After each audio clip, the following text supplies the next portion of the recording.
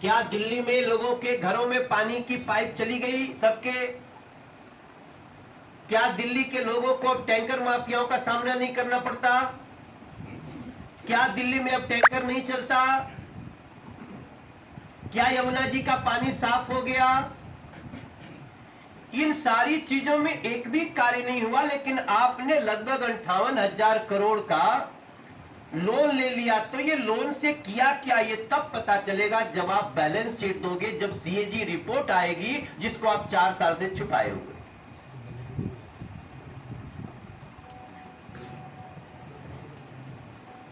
और इसमें एक और चिंताजनक बात है कि ये जो मैं बोल रहा हूं 57,895 करोड़ का लोन, ये तब की स्थिति है जब 2015-16 के बाद दिल्ली जल बोर्ड का बैलेंस शीट ही नहीं बना है।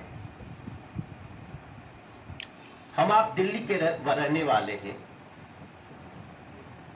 अगर आप 15-16 सत्र के बाद बैलेंस शीट ही नहीं बनाएंगे तो क्या पता है, आपने 60,000 करोड़ लेकर के पंजाब के चुनाव लड़े, छत्तीसगढ़ के चुनाव लड़े, आप जाके उत्तराखंड के चुनाव लड़े, क्या किया हमें तो पता नहीं। आप सब दिल्ली का कोई भी व्यक्ति सुनेगा कि 2015-16 के बाद दिल्ली जल बोर्ड का बैलेंस शीट ही नहीं बना। 22 चिट्ठियां सीएजी ने लिखी है। सीएजी चिंतित है। 22 चिट्ठियों का एक भी चिट्ठी का जवाब दिल्ली सरकार ने, अरविंद केजरीवाल गैंग ने नहीं दिया। और तीसरा, ये अमाउंट जोड़ के हम देखते हैं, पहला 38,753 करोड़, दूसरा 57,895 करोड़, ये इसका बैलेंस शीट ही नहीं है मेरे दिल्ली के भाई बहन। और तीसरा, आपने कहा था कि दिल्ली में अब बिजली हाफ होगी, पानी माफ होगी, इतना ही था ना। 2 लाइन की बात थी, इसको समझने के लिए किसी रिसर्च स्कॉलर की जरूरत नहीं है। पानी माफ, बिजली हाफ। किया क्या है आपने अरविंद केजरीवाल जी? आपको जान करके आश्चर्य होगा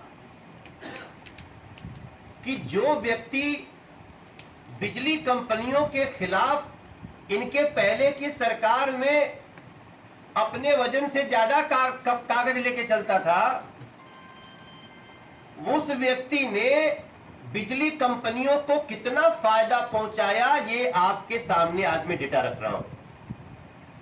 आप कहते हैं बिजली हाफ हो गई, तो पहले से जिसका बजट था, जो बिल आता था, वो हाफ होना चाहिए था। लेकिन हुआ क्या है कि आपने जो भी अलग अलग जनता की जेब से अलग अलग हेड में चार्जेज कलेक्ट किए हैं, उनको क्या कभी आपने अरविंद केजरीवाल जी दिल्ली के सामने रखा? कैसे कैसे आपके बिजली के बिल में चार्जेज आते हैं, मैं उनकी बात कर रहा हूं जिनके बिजली के बिल आते हैं। जो दुकानदार है, जो किसान है, जो व्यापारी है, जो कोई इंडस्ट्री चलाता है, या जिसका 200 यूनिट से ऊपर का बिल आता है। आप देखिए, आरए चार्ज 9,195 करोड़ रुपया इससे वसूला गया दिल्ली की जनता से।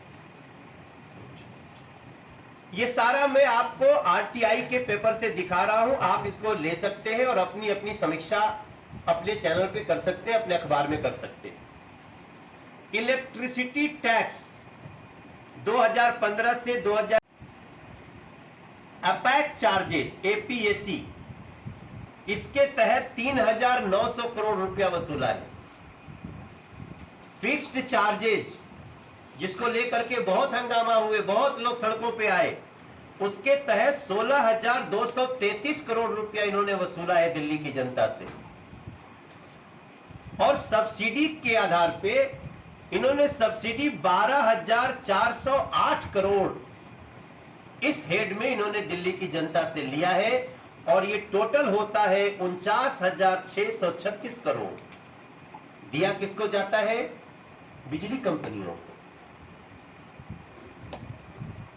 मेरा ये डाउट है, मेरा ये प्रश्न है कि इतना पैसा बिजली कंपनियों को जो दिया है वो सिर्फ दिखावा है, पीछे का खेल वैसा ही है जैसा इन लोगों ने एक्साइज पॉलिसी में किया है।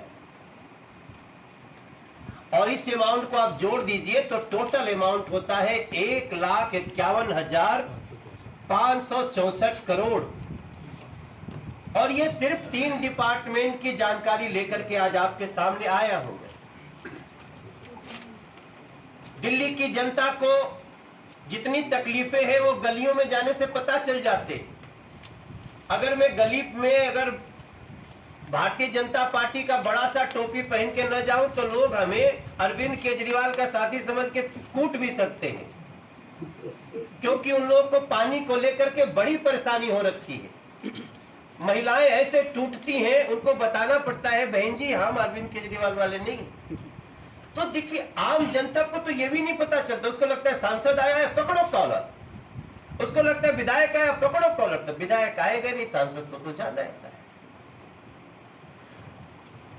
तो इन जानकारियों के बाद अब हमको समझ में आता है कि भ्रष्टाचार नाम सुनते ही अरविंद केजरीवाल जी को गुस्सा क्यों आता है। हमारे देश की लाइन चलती थी कि अल्बर्ट पिंटो को गुस्सा क्यों आता है। अब हम ढूंढने में लगे हैं कि अरविंद केजरीवाल जी को गुस्सा क्यों आता है। अरविंद केजरीवाल जी तिरंगा रगड़ दे जमीन में तब उनको फर्क नहीं पड़ता। अरविंद केजरीवाल जी के मिनिस्टर भ्रष्टाचार में जेल हो तब उनको फर्क नहीं पड़ता। भ्रष्टाचार के ऊपर हम गए हैं, लोकायुक्त महोदय ने मांगा है जानकारी, हम ऐसे ही इसी आधार पे हम और संस्थाओं के पास जाएंगे। और मैं सीएजी की जो सीएजी से मैं प्रार्थना करना चाहता हूं, मुझे पता चला है कि सीएजी कुछ शोध करने वाली है, तो मैं सीएजी से रिक्वेस्ट करना चाहता हूं कि इनकी फॉरेंसिक जांच करें, इनकी करेंगे क्या ये 1,51,564 करोड़ रुपए ऐसे ही आप विदेशी शक्तियों को मजबूत करने को दे रहे हैं। इसलिए जब ये बात हो रही है कि भ्रष्टाचार और भाई भतीजावाद एक बड़ा खतरा है, चुनौती है देश के लिए, तो आपको लगता है कि लोग आप ही को पकड़ने जा रहे हैं। तो मैं आपसे इसमें जवाब चाहता हूं